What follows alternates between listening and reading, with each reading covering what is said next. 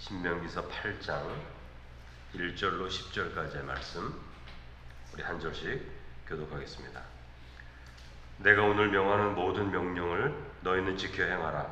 그리하면 너희가 살고 번성하고 여호와께서 너희의 조상들에게 맹세하신 땅에 들어가서 그것을 차지하리라. 내 하나님 여호와께서 이 40년 동안에 내게 광야길을 걷게 하신 것을 기억하라. 이는 너를 낮추시며 너를 시험하사 내 마음이 어떠한지 그 명령을 지키는지 지키지 않는지 알려 하심이라.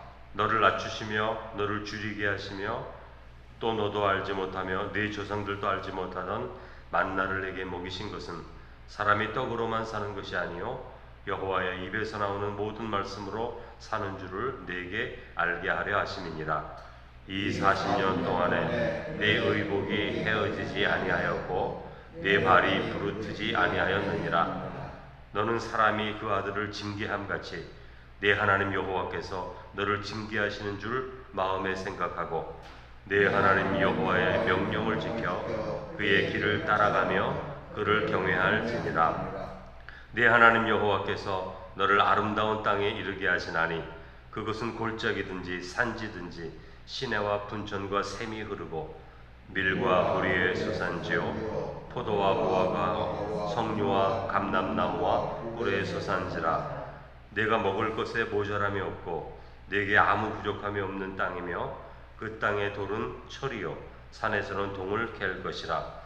내가 먹어서 배부르고 내 하나님 여호와께서 복토를 내게 주셨으므로 말미암아 그를 찬송하리라. 아멘. 자, 오늘 본문의 말씀은 광야 40년의 그 방황을 기억하여 교훈을 삼으라, 그런 말씀입니다. 먼저 1절에 보면 이스라엘 백성들이 사는 길, 번성하는 길, 그리고 하나님의 약속을 성취하는 길은 하나님의 말씀을 다 지켜 행하는 것이다, 그렇게 말씀하고 있죠. 그래서 1절에 보면 내가 오늘 명하는 모든 명령을 너희는 지켜 행하라. 그리하면 너희가 살고 번성하고 여호와께서 너희 조상들에게 맹세하신 땅에 들어가서 그것을 차지하리라, 이렇게 말씀하고 있습니다. 특히 오늘 명하는 모든 명령, 이 말씀이 중요한 표현인데요.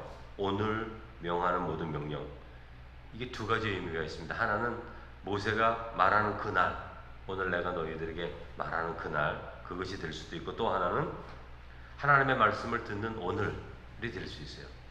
하나님의 말씀을 듣는 오늘. 근데 저는 두 번째 오늘이라는 해석을 가지고 말씀을 잠깐 드리면, 여러분, 하나님의 말씀은 언제나 오늘 듣는 말씀이 되어야 됩니다. 어제 순종한 말씀이라고 오늘 또 순종할 수 있는 게 아니에요. 어제까지는 잘 순종했지만 오늘 그 말씀 들을 때 순종 안 할 수 있는 것입니다.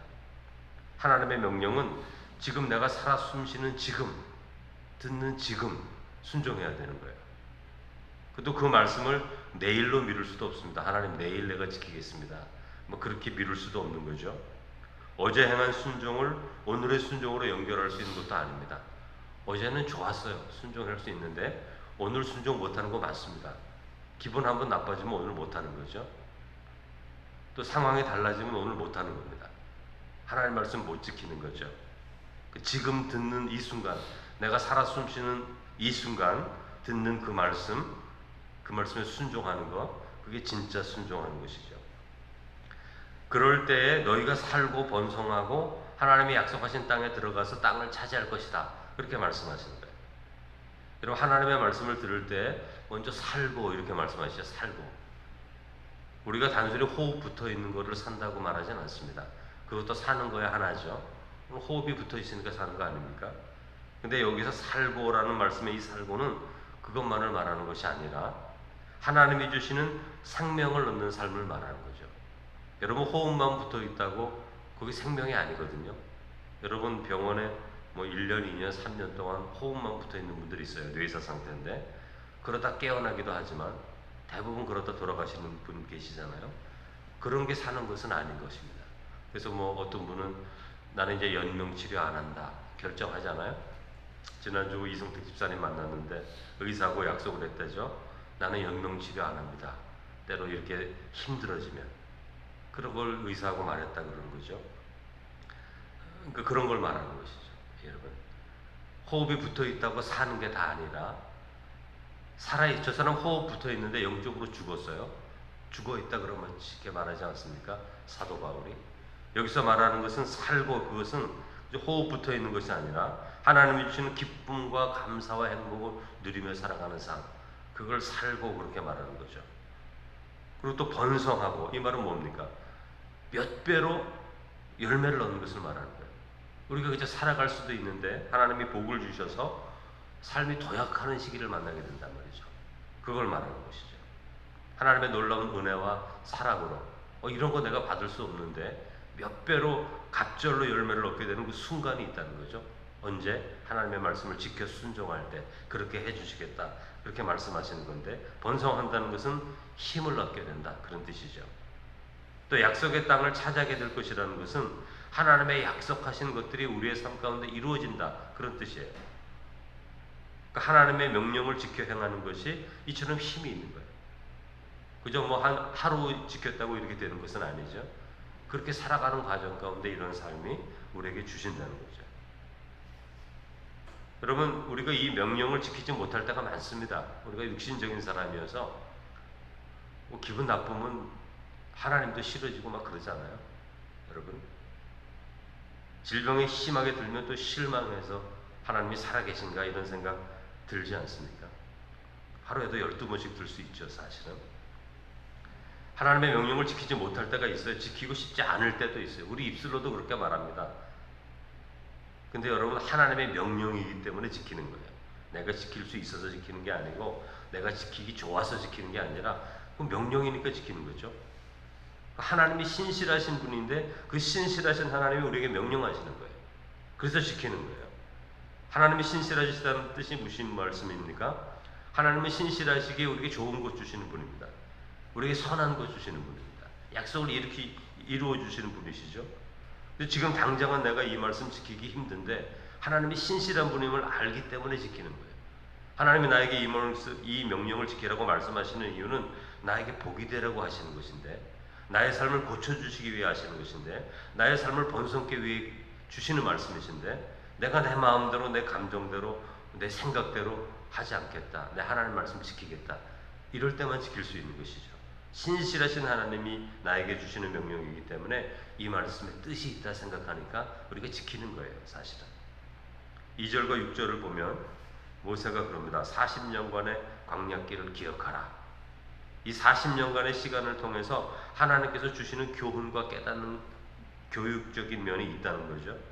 여러분, 40년 이스라엘 백성들이 방황했습니다.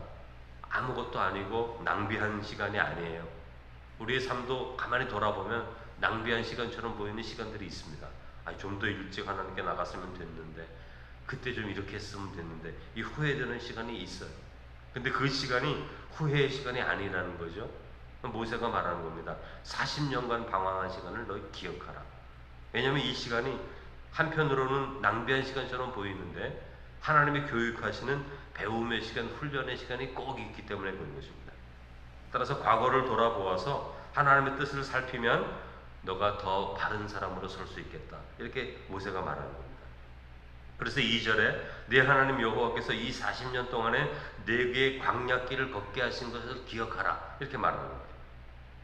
뭐 과거를 기억하는 것보다 복된 미래를 생각하는 게 더 좋지 않습니까? 이렇게 말할 수도 있는데, 여러분, 어떤 경우에는 그럴 수도 있어요. 그런데 하나님과의 관계 속에서 실패한 것은 늘 과거를 돌아봐야 됩니다. 모세는 40년간 시간에 얻은 교훈을 3가지로 말합니다. 첫째는 너희를 낮추셨다. 교만한 마음을 낮추셨다. 두 번째, 너희를 시험하셨다. 하나님이 명령하신 이 말씀을 지키는지 안 지키는지 너희를 시험하셨다. 시험하시는 이유는 하나님 말씀 지켜야 산다는 것을 알게 하기 위해서 시험하신 거죠. 세 번째는 너를 낮추시며 너를 줄이게 하시며 배고프게 하시며 너도 알지 못하여 내 조상들도 알지 못하는 만나를 내게 먹이신 것은 예수님이 시험받을 때 이기신 그 말씀이죠. 사람이 떡으로만 사는 것이 아니요 여호와의 입에서 나오는 모든 말씀으로 사는 줄을 네가 알게 하려 하심이니라, 그렇게 말씀하시는 거예요. 그러니까 하나님이 시험하신 목적이 이것이에요. 육신적으로 살아가는 삶이 다가 아니라 하나님의 입에서 나오는 말씀을 들어야 사는 것을 알게 되는 거죠. 그래서 모세는 40년간의 시간을 돌아보면서 낮추시고 시험하시고 줄이게 하시고 또 만나를 주신 이 모든 것이 하나님의 백성이 이 땅을 살아갈 때 떡으로만 살아가는 것이 아니에요. 육신으로 노력한다고 육신의 양식 먹는다고 다 사는 것이 아니라 여호와의 입에서 나오는 말씀, 그 말씀을 먹을 때 살아가는 것이라고, 사는 것이라고 깨닫게 하기 위해서 이렇게 하셨다는 거죠. 여러분, 여기서 떡으로 사는 사람은 육신적인 삶입니다. 먹어야 사는 삶이야. 그냥 먹어야 살지. 이게 세상적인 말입니다. 여러분, 먹어야 사는 것이 아닙니다. 먹어야 살긴 하지만 먹는다고 사는 게 아니라고요. 하나님께서 하나님의 자녀들에게 요구하시는 삶은 먹어야 사는 삶이 아니에요. 육신의 요구를 넘어서, 육신의 욕구를 넘어서서 하나님의 뜻을 먼저 순종하는 삶으로 부르시는 것이 신앙의 삶이에요. 떡으로 사는 삶은 육신의 생명을 최고로 생각합니다. 그래서 자기 중심 되는 거예요. 자기 중심. 자기가 우상이 됩니다. 그러나 하나님의 자녀의 삶은 하나님의 명령을 따라 사는 삶이에요. 배고파도 먼저 생각해야 되는 것이 하나님의 명령인데, 그 명령이 두 가지죠. 하나님 사랑하고 이웃 사랑하는 것. 하나님 사랑하고 이웃을 사랑하는 것. 이게 율법의 이중계명이라고 합니다. 그러면 사람들이 이렇게 질문해요. 저도 말씀을 읽다가 이런 생각을 했습니다.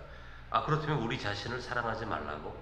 우리 자신이 얼마나 중요한데 하나님은 왜 10계명에서도 너 자신을 사랑하라 이렇게 말하지 않으시고 1계명에서 넷째 계명 하나님 사랑하고 5계명에서 10계명 이웃 사랑하고 이 두 가지 주셨거든요. 그럼 우리 자신을 사랑하지 말라는 것인가? 이렇게 질문할 수 있는데, 그것이 아니라 우리 자신을 가장 사랑하는 것은 어떻게 사랑하라고요?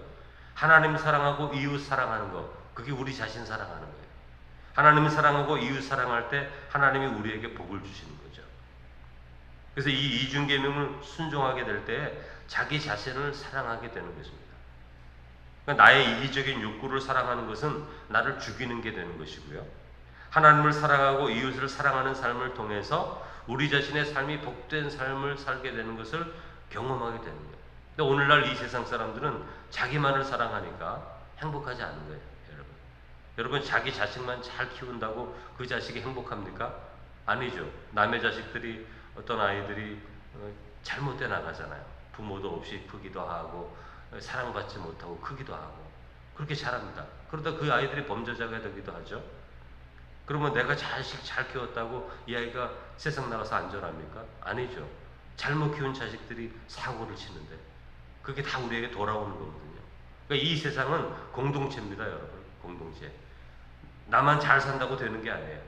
나만 잘 살아서 운전 잘하고 가는데 그 음주운전해가지고 내 차를 박아버리면 내가 죽는 거예요, 여러분. 이 세상은 공동체로 돼 있어요. 나만 잘 산다고 되는 게 아닙니다. 그래서 이런 말씀 주는 거예요. 하나님 사랑하고 네 이웃을 사랑하라. 그게 나를 사랑하는 게 되는 것이죠, 여러분. 모세는 40년간을 돌아보면서 5절에 이렇게 말씀하십니다. 이 시간이 하나님께서 너희에게 징계를 베푼 시간이다. 징계의 시간이다. 이렇게 말합니다. 그러면 징계라는 것이 무엇입니까? 벌을 주어서 바른 길 오게 하는가. 그게 징계거든요. 그래서 하나님의 징계는 우리들이 바른 길로, 진리의 길로, 생명의 길로 가게 하는 사랑입니다. 징계는 사랑이에요. 그래서 징계가 없는 사람은 변화가 없습니다. 여러분, 우리의 마음에 변화가 없다면 수년 동안 하나님의 징계가 없는 거예요. 하나님의 징계가 없다는 것은 사랑받지 못하는 사람이란 뜻이죠. 여러분, 내가 잘못했는데도 하나님의 징계가 없어요. 사랑을 받지 못하는 사람, 하나님과의 관계가 없는 사람이에요. 징계를 받지 못하죠. 내가 분명히 어떤 사람에게 악한 말을 했는데, 악한 생각을 하고 미워했는데 하나님의 징계가 없어요. 하나님이 보호하지 않기 때문에 징계가 없든지, 너무나 약해서 하나님이 징계하시면 그저 쓰러질 것 같으니까 징계를 못 하시는 것이죠. 여러분의 사랑하는 자녀들이 도둑질하고 가만둡니까? 가만두지 않죠. 징계하죠. 사랑하니까. 그렇게 살다가는 잘못된 길로 걸어가니까. 하나님도 마찬가지입니다. 우리를 사랑하시면 그분은 징계하게 돼 있어요. 우리가 바르게 살지 않고 정직하게 살지 않고 옳지 않게 살아가면 하나님은 어떤 환경 가운데서도 우리를 징계하게 되어 있는 것입니다. 여러분, 징계를 받지 못하면 바로 서질 못해요. 성숙하지가 못해요, 신앙이. 어떤 분들은 징계를 받는 것이 믿음이 없어서 징계를 받는다 이렇게 생각하는 분도 계신데 그렇지 않습니다. 여전히 오늘날에도 하나님의 징계를 통해 성도는 성장하는 거예요. 징계가 없으면 성숙할 수가 없어요. 삶이 달라질 수가 없어요. 여러분, 우리 스스로를 한번 돌아보십시오. 우리가 뭐 완전한 사람입니까? 높은 차원의 영적인 신앙을 가지고 있습니까? 그런 분들 많지 않거든요, 진짜. 저와 여러분 스스로를 돌아보면 금방 압니다. 여러분, 야고보서에서 그렇게 말하잖아요. 우리의 말에 있어서 실수가 없어야 그게 하나님 앞에 온전하다 그러지 않았습니까? 우리가 말하는 것만 생각해 보십시오. 얼마나 실수가 많습니까? 사람들 조그만 일에도 비난하고 비판하고 평가하고. 왜 그렇죠? 성숙하지 않으니까. 아직 영적으로 자라지 못했으니까. 그런 것 아닙니까? 여러분, 징계가 없으면 성장하지 않아요. 좋은 선수들, 여러분 좋은 선수들 보면 좋은 코치가 있어요.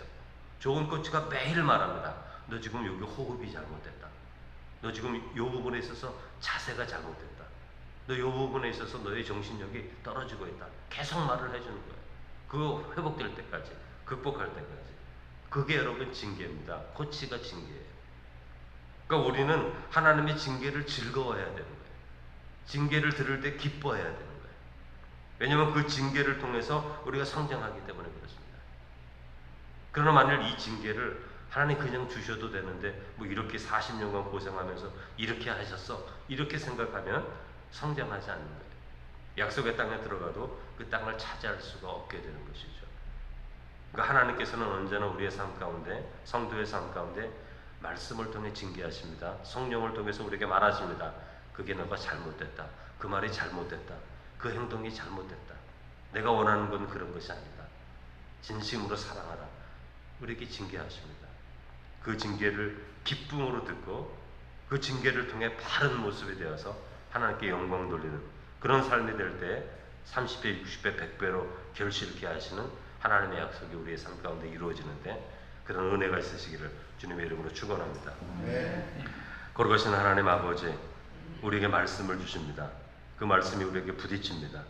때로는 그 말씀이 싫기도 하고 그저 미루어 놓기도 하고 그 말씀을 감당할 수 있는 마음이 없을 때도 있지만 신실하신 하나님, 이 세상 어느 누구보다도 우리를 깊이 아실 뿐만이 아니라 우리가 나아가야 할 길을 알고 아시고 우리에게 복을 주시기를 원하시는 그 신실한 하나님께서 우리에게 그 말씀으로 명령하셨다면 그 말씀을 지킬 수 있는, 순종할 수 있는 하나님의 자녀들이 되게 하셔서 그 말씀을 지키고 순종함을 통해 우리의 삶의 성품이 달라지게 하시고 변화되게 하시고 성장하게 하시고 성숙하게 하셔서 이 땅을 살아가는 동안 하나님의 놀라우신 은혜와 축복을 경험하는 하나님의 자녀들이 될 수 있도록 주께서 은혜를 더하여 주시고 우리가 잘못했을 때 하나님이 징계하실 때 그 징계를 기쁨으로 받아들여 언제나 그 말씀의 자리로 회복되고 돌이켜서 하나님의 백성다우게 설 수 있는 용기와 은혜를 우리 가운데 허락하여 주옵소서. 이 주간에 특별히 수술받는 성도들이 있사오니 우리 강창순 권사님 허리 수술 목요일날 받게 되는데 하나님께서 기억하시고 이 모든 수술 가운데 하나님의 풍성한 은혜를 덧입혀 주셔서 수술을 통해서 회복되고 온전한 건강을 회복할 수 있는 은혜를 허락하여 주시고 이름을 밝히지는 않았지만 또 수술하는 한 가정이 있사오니 하나님이 기억하여 주셔서 이 모든 수술 가운데 풍성한 은혜를 베풀어 주셔서 치유되고 회복되어 온전한 건강을 회복할 수 있도록 주께서 은혜를 더해 주옵소서. 예수님의 이름으로 기도드립니다. 아멘.